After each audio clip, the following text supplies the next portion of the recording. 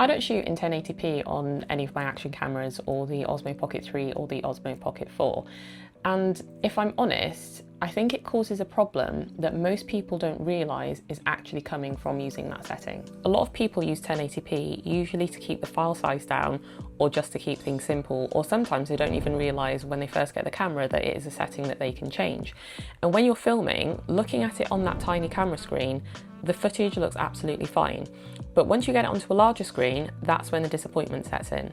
I see it all the time in the comments, people saying that their footage just doesn't look good and then asking for a fix so that it looks like mine. The issue is that 1080p does make things easier on your computer, but the trade-off is the image quality, which is why I always shoot in 4K. And I know what you might be thinking, shooting in 4K means that your computer might struggle when you try and edit the footage, and your hard drive will also fill up. Both are very true, but there is a way around it so that you can shoot in 4K, keep things running smoothly in the edit, and not burn through a whole load of storage. So instead of using 1080p, you can actually shoot in 4K, convert that footage into a smaller file size, which means that you can use it a lot easier. Here's how you can do it really easily. I'll be using Movavi for this, and I've already downloaded it. So once downloaded, open the Movavi suite, select the Movavi video converter, find the clips you want to work with, then drag those clips into the converter. Straight away, you can see the file size you're starting with and what it's going to end up being reduced to. And it's a pretty big difference without actually losing any quality, which I'll show you in a little while. But first, if you need to, you can trim the clips here as well. So if there's a section that you don't necessarily need, you can cut it down before you even save the clip. You can also do it where you save segments of the video clip, so then you can save those individual segments as their own standalone clips, or do it as one full clip merged together. And that's an incredibly useful feature, especially when you want to keep footage long term. You may not actually need full clips of everything that you shot, just certain portions of it. So this is actually a really great way to cut those clips down to make a smaller file size as well, but also further save space on your hard drive when you're storing all this footage. You can also add audio adjustments here as well, adjusting the volume, adding noise reduction, normalizing the audio so the lows are brought up to the peaks, so that the sound level then remains consistent. And as well as audio adjustments, you can make image adjustments as well, either individually adjusting the sliders, or you can select the auto corrections. That Magic Enhance actually does a really good job, so it might be all you need to select, or you can skip this and do it in the main editor later.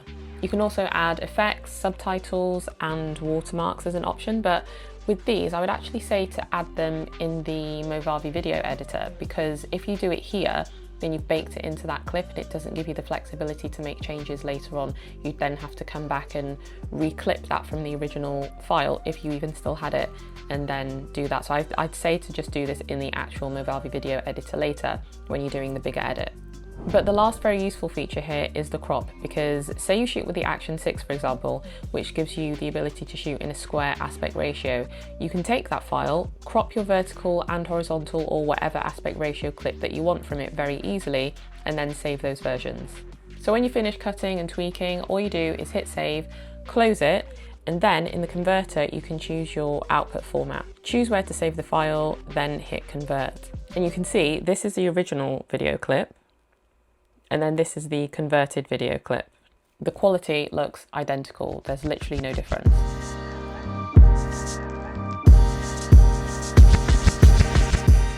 So once you've converted your footage, you can then take that footage and import it into the Movavi video editor to work on the full video that you're creating. I did cover the video editor in a previous video of mine, which I've linked in the description for you. So I'm not going to go into loads of detail about how that works and the different features of it. But what I will say is that the Movavi video editor is incredibly straightforward to use, especially if you're new to editing and feel intimidated by more complex programs. The interface is easy to follow. There are some really useful tools that help speed up the editing workflow, like easily cutting dead air so you don't have to do it manually, adding effects and then easily copying them to other clips. But yeah, all of this I cover in my previous video, so if you want a deep dive, then you can check that video out with the link in the description. So the main thing now, if you are dissatisfied with the quality of your footage because you're shooting in 1080p, is that Movavi just makes it easier for you to shoot in those higher resolutions and not have to pull your hair out because you're trying to edit footage which is choppy and not rendering properly, or just eating your wallet because you're having to buy hard drive after hard drive to just keep up with all the space because of the larger file sizes. The other thing is that the Movavi suite isn't just limited to converting and editing your videos. You can also get a screen recorder as part of the Movavi suite as well, which I've also been using throughout this entire video to record my screen for all the demos that I've showed you. And you know all those drawings that you saw? I did that in real time while recording, which massively sped up my workflow as well. Usually I do this after the fact with the previous method that I was using, but this just made things a lot quicker for me and just saved me a lot of time. So if you do any kind of tutorials or demo videos, it's a really great piece of software to try out. So I've dropped a link in the description to the Movavi suite and you can try out all the tools for free. But when you are ready to commit, if you want to go ahead and get yourself a subscription, then you can use the promo code Tamara25 and that will give you 25% off an annual plan. I'll catch you on the next video.